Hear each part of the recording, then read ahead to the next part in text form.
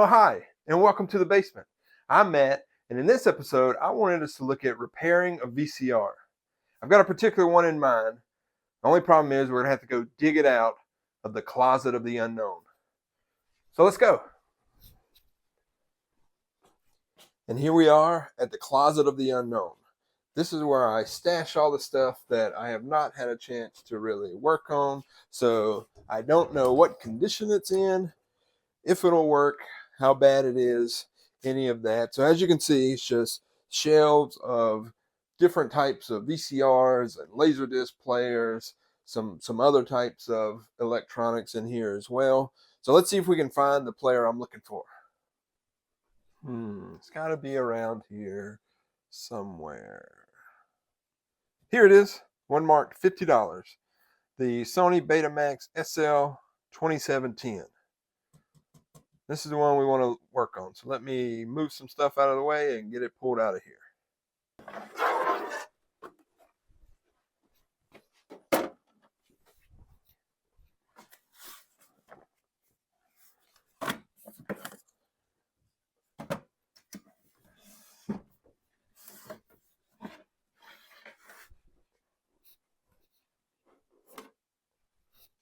All right, so before we clean it off or do anything to it, I want to just power it on, kind of see what state we're in. Maybe test it out with a tape, even though it's absolutely going to have to be cleaned really good on the inside. I'll get some old junky tape and then, and then see what's happening with it. And then I'll tell you the story about where this one came from. All right, plugging it in.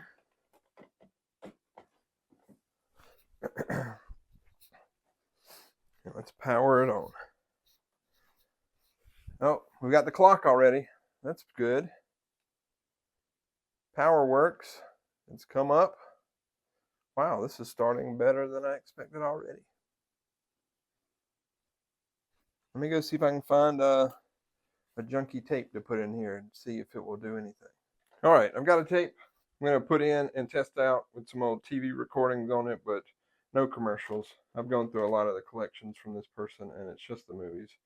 And these movies do not seem particularly interesting, so I'm not too worried about this tape. So it took the tape, sounded like it went in, hit play.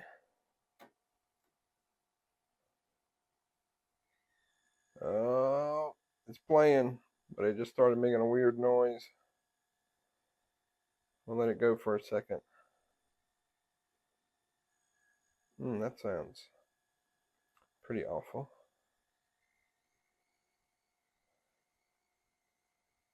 Well, cool. It's going to keep playing. All right, let's see if fast forward works. And this is actually pretty astonishing. I thought this was going to take quite a bit of work to get repaired, but this might just be an easy one. Wow.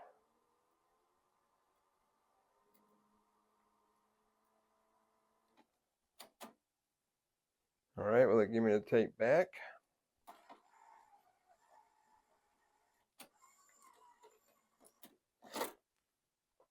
Absolutely amazing. I have not hooked it up to a TV, but it might just work perfectly already. This might just be a case of cleaning it up, which is not terribly exciting. But good news for me. All right, the test TV is attached.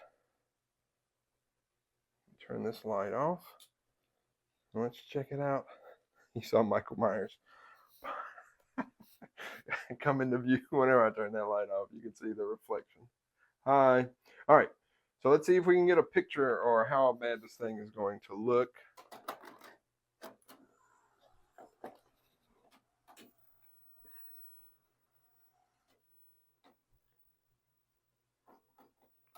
TV come up. I believe we're on channel 3. Hit play. Look at there. Oh my gosh. Easiest project ever. Do we have sound? Uh-oh. Uh-oh. No sound.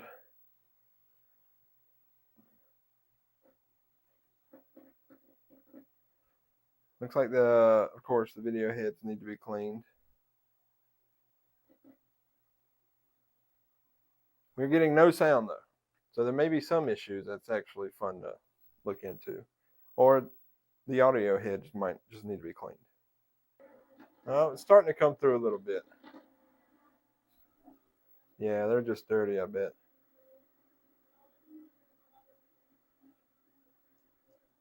Wow. I thought this was going to be a little bit of a job. But I guess not. All right, let's take it apart, see what it looks like on the inside, and do some cleaning. Now, the story behind this player is I picked it up at an estate sale about 2.5 years ago. And it was like in a garage, buried with a bunch of other stuff. Now, it was a really good estate sale because at the estate sale I got quite a few other Sony products, including a KX-2501 Trinitron, which is a really nice monitor. I got a KV-1723, which is a really cool TV from the early 70s, Trinitron as well. I got a stereo cabinet. And then I actually got so much stuff that I had to leave some stuff behind, unfortunately. I kind of regret that now, but it was a choice I had to make at the time.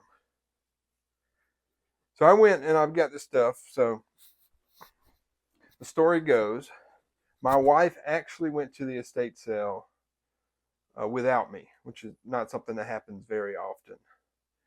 It was one of those rare occasions. She goes and she starts sending me pictures of stuff she's seeing. And I'm like blown away because of course I'm not there, and I want to see the stuff in person. And so the only thing she gets is the KV-1723, which is not a light TV. It's pretty heavy, and she did amazing. Carrying it down this long driveway, down a steep hill. You get to the car down the road. So she really muscled that thing to the car. But I had to go back the next day. If you know anything about estate sales, the last day things are usually 50% off or more. And so that's when I got this. That's when I got the KX-2501. That's when I got the stereo cabinet. All of it was at least 50% off. I don't remember exactly. So I did not pay $50 for this one. I paid no more than $25 for it. And most people say $25 for this piece of junk. But to me, it's dirty, but it's got everything I'm looking for. Besides the dirt, it is absolutely top quality. Everything is here. No buttons are broken off. Nothing's missing. None of the housing is cracked or damaged. If I wipe this thing down, it's going to look brand new. So for $25, I will absolutely buy that every time. And now we know, since we've already done the pre-test, the thing essentially still works, which I'm amazed by, because I know it's been in this condition. I've had it for at least 2.5 years, and my thoughts were that it was sitting in that garage before I got to it for at least a decade. But it's definitely was sitting in there for a few years. So this thing was either not sitting in that garage for as long as I think, and it just got really dirty really fast based on the conditions, or just before it was put in the garage, it was serviced and working good, because I'm really surprised by this. All right, we got the lid off. Let's take a closer look. Here it is with the cover off, and man, does it look pretty clean. So I'm guessing this thing just got really dirty really fast. I feel like if it had been sitting in that garage for years, there'd be a lot more corrosion and gunk and cobwebs and stuff, which I'm not seeing. I can see dust and stuff from where it got into the little vents from the cover. But besides that, This thing's actually really clean, which makes sense for how good it worked when we tested it. Look how clean that is already. It's impressive. I was not expecting that. It's a pleasant surprise. I like it. In order to clean the video heads, I like to use these swabs from MG Chemicals. I know a lot of people just use like cardstock or printer paper and fold it a few times, which is fine. I feel more comfortable using these, so that's what I typically use. And then I put on those isopropyl alcohol, 99.9% pure. Don't want to use anything with too much water in it, or really any water at all. So you want to use the 99.9, not like a 30% or whatever. And just hold it up against the video head and spin it and move it slowly and gently.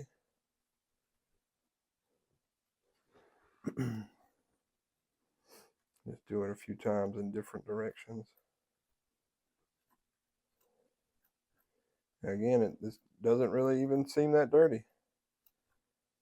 Let this be a lesson that just because it looks bad, looks dirty on the outside, doesn't necessarily mean it's not going to work. Yeah, I didn't really get much of anything.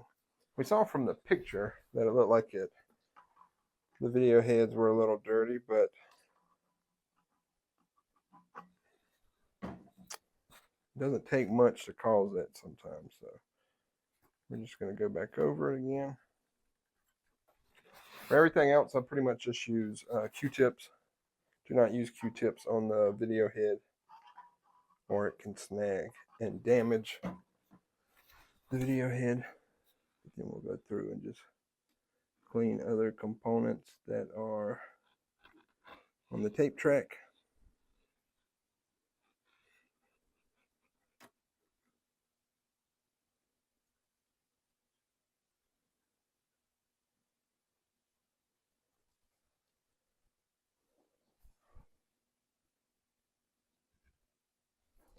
All right, let's test it out with a tape. All right, we're going to advance the take up reel just a little bit, and then just make sure it resets itself when I hit power, which I'm doing now. Yep, so that's good. Let's put the tape back in. All right, it's got the tape. Looks pretty good. Let's go for play.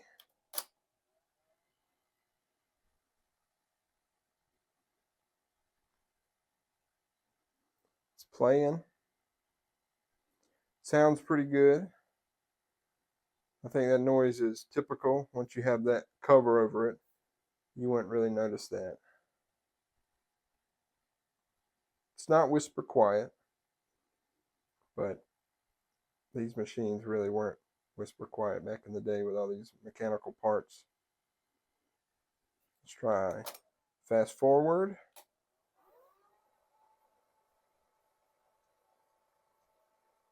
Sounds pretty good too. Now it may not sound quite the same that you're hearing it because I'm using a microphone that's supposed to be, noise canceling. So any background noise or anything that's not me talking, it will try to cancel it, but it really just distorts it most of the time, and so it makes things not sound as good as they should be, or not sound the way they sound in real life, which is unfortunate because I kind of want those real sounds. Yeah, fast forward is working good, where I'm not hearing that squealing or grinding sound that we heard during the initial evaluation. So maybe just cleaning some of the parts on the track got rid of that. Rewind is working. It is also sounding typical, decent. Make sure it'll stop when it gets to the end of the tape. There it goes. Good. Playing again.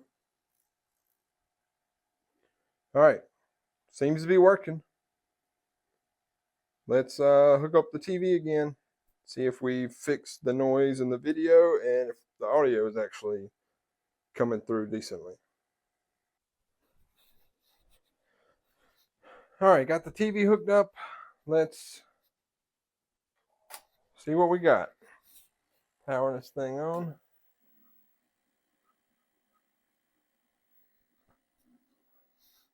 I can hear a little bit of something already on the TV. Oh.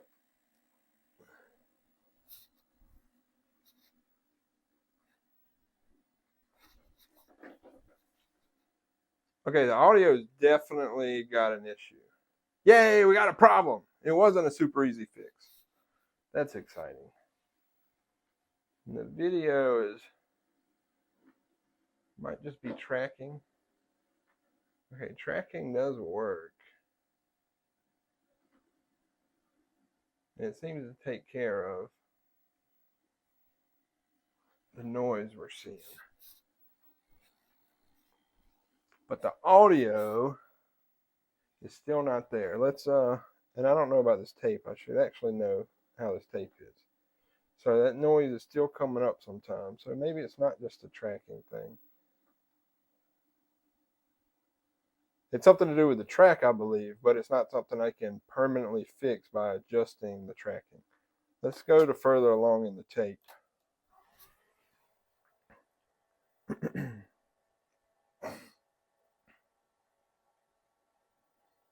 Before I say there's definitely something wrong with this player, I want to make sure my tape is good. Because this could be a test tape issue, especially since I've never used this tape before.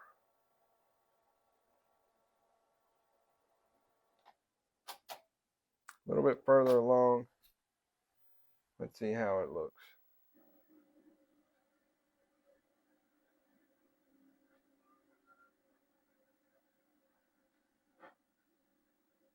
So some audio is definitely coming through. But this weird movie, apparently nobody ever talks in it. It's just people looking somber. Let's get to a talking scene. This is exactly why I didn't mind using this tape for a test tape. Apparently this is a movie called The Rain People from 1969. I'm sure it's a really classy film, really well made, probably one of the best films ever. Not interested.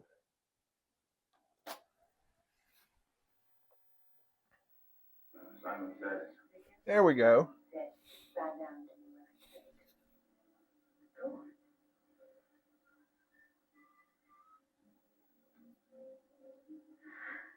Okay. So maybe the thing just works fine. What's that? Hey, I'm sorry. Stand up. I was just playing around with you. Okay. Let me get a good tape now that I know the machine's not going to eat it or do anything nefarious with it.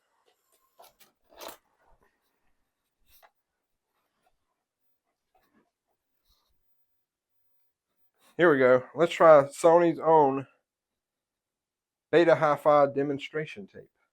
This will be perfect.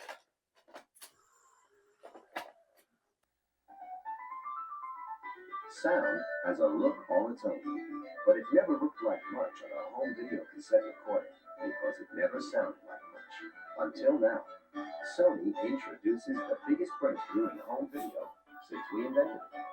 Sony Beta Hi-Fi.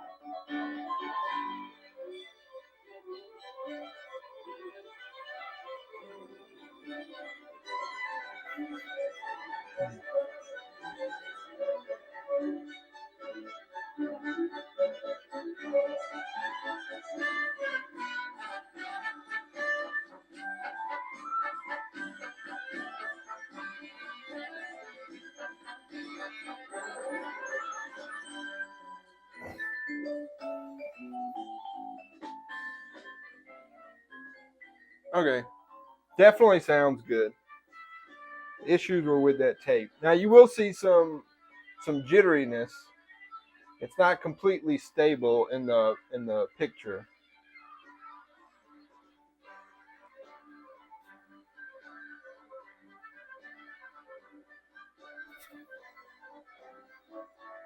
Adjust the tracking a little bit. Seems like it's gotten better now. For a machine that hasn't been used in years, it's doing pretty good. Look at that, that's cool.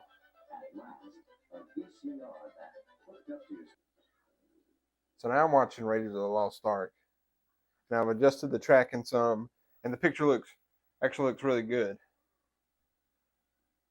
So I think it's taken care of. I've got the volume turned all the way down just because I don't want any copyright issues, but the audio sounds great now too. I'll turn it up real quick so you can hear it.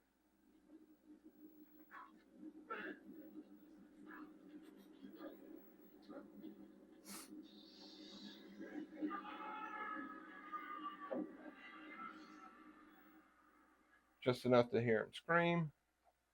There we go. Turn that back down. All right, so let's look at this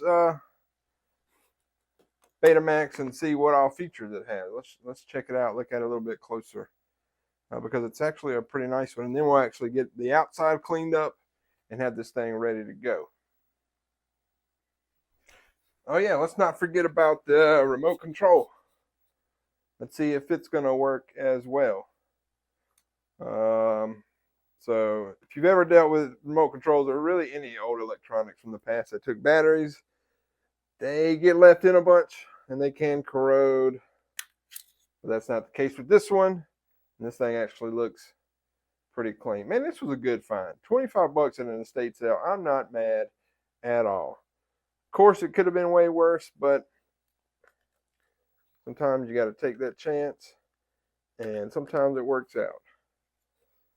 Most of the time, these old VCRs just need a little bit of cleaning and maybe like some belt replacements, but that's not the case for this one here, this kind.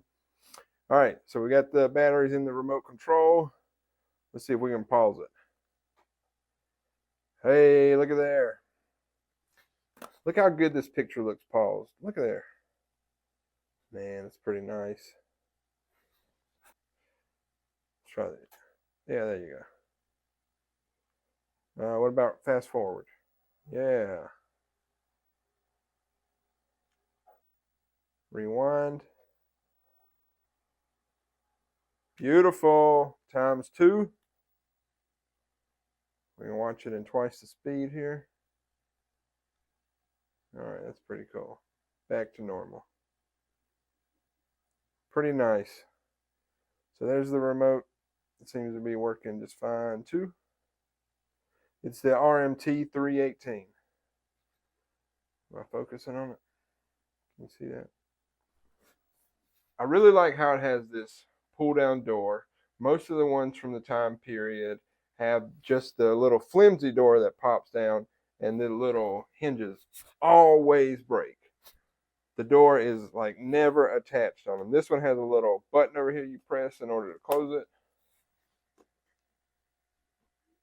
But you've got your settings for the timer. If you want to set up a recording, you've got some. So this one, the model number is the SL-2710, although it is hi-fi. Most of the units in this time period, and maybe it happened right after this. This was in '83. They were the SL-HF, whatever the model number was. HF standing for hi-fi. This one doesn't have the HF in there in front of the numbers. And then there were also ones that were HFR, which stood for hi-fi ready, which means the player itself wasn't hi-fi, but if you got an extra attachment, you could convert it into hi-fi, which is kind of weird. So I don't really go for those too much. The HFRs, you want to go with the ones that say SL-HF, which is most things from that time period. You've got the HF 300, 400, 500, 600. They go all the way up to 2100. So this one even though it's hi-fi, it does not have the HF in it. And I'm not sure how many other Betamaxes were that same way. So you've got your channels, you got your days as you set up when you want to do your recording, your record levels here, tracking that I've already been messing with. You can make the display bright or dim with the switch there. You can record in beta 2 or beta 3, plug in a microphone, some things. You can turn hi-fi off. So I was going through the booklet, and there's a lot of cool stuff in this book, but one of the things is it talks to you about, or it explains what hi-fi means. And I thought it was pretty cool.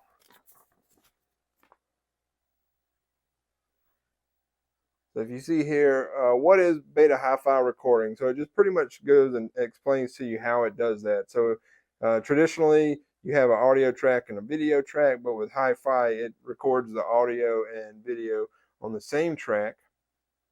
But it also always records the mono audio on its separate track. So if you play the tape in a non-hi-fi VCR, it can still play the audio.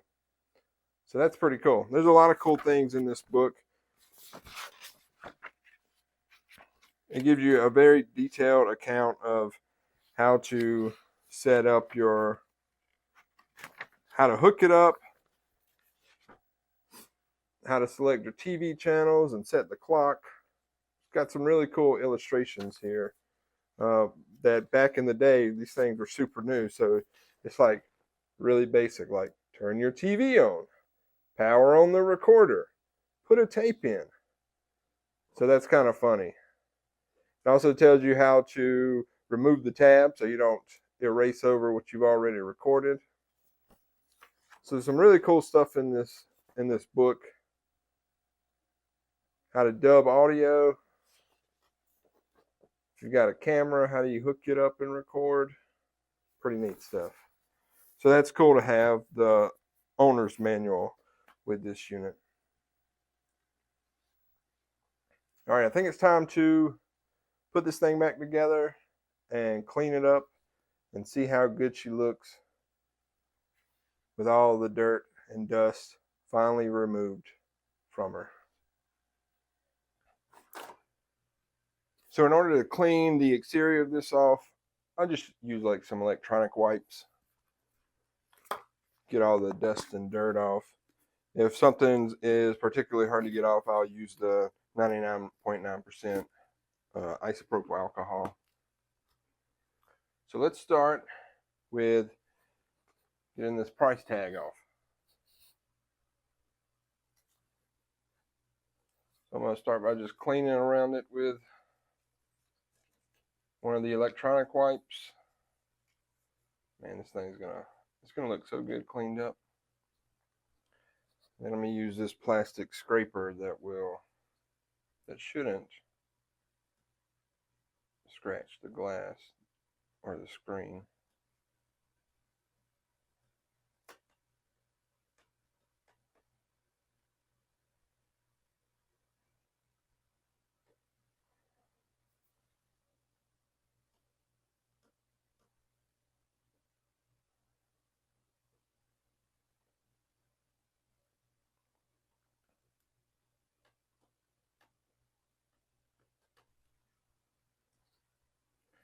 And just wipe off the rest of the adhesive.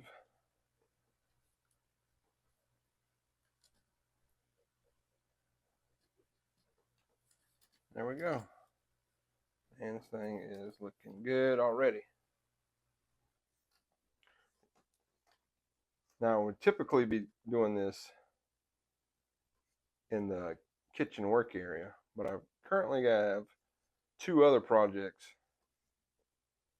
in process, but I'm stalled on them as I'm waiting for additional parts. So I thought I'd pull this out and get a third one going. So luckily it seems like it's going to be a pretty quick one. I'll be able to get it done and get it out of the way, and I won't have 3 projects sitting around taking up space. Really surprised at how easy this one turned out.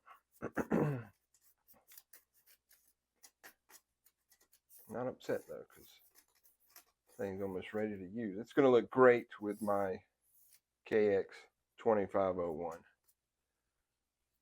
I've got some Sony dealer info that shows the two matched up together, so that'll be cool.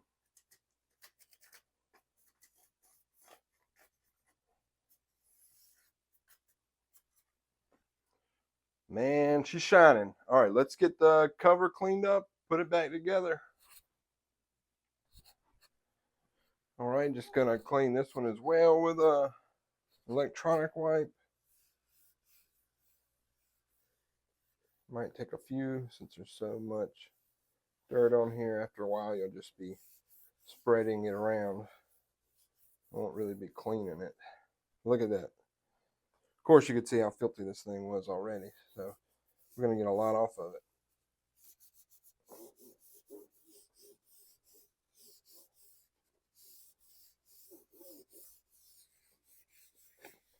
All right, time for another wipe.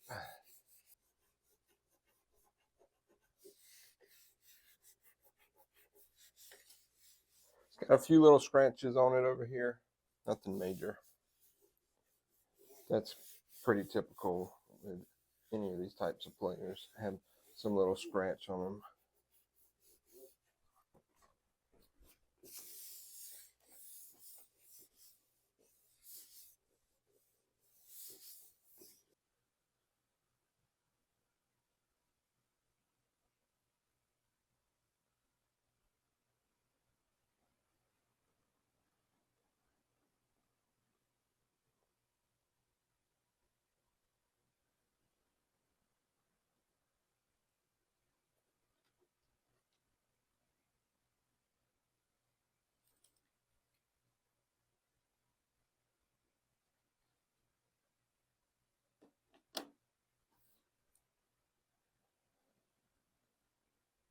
All right, so there you have it. Betamax player SL-2710 is back into working order. It was pretty much working already. Minimal work needed to be done to it, but it's cleaned up, it's looking great, and it's ready for action once again. So thanks for watching. I have recently started a Patreon, so if you're interested in that, go over to Patreon and consider becoming a member. That would really mean a lot to me. But either way, thanks for coming down to the basement, hanging out, checking out this Betamax, and let me know if you've seen other things in the closet of the unknown that you would like to see me work on. I'm trying to go through and get a lot of stuff working and maybe even sell some stuff. I should probably sell this one, but, you know, I kind of like it a lot, so I probably won't. But once again, thanks for coming out to the basement. Until next time, I'm Matt. Thanks for dropping by.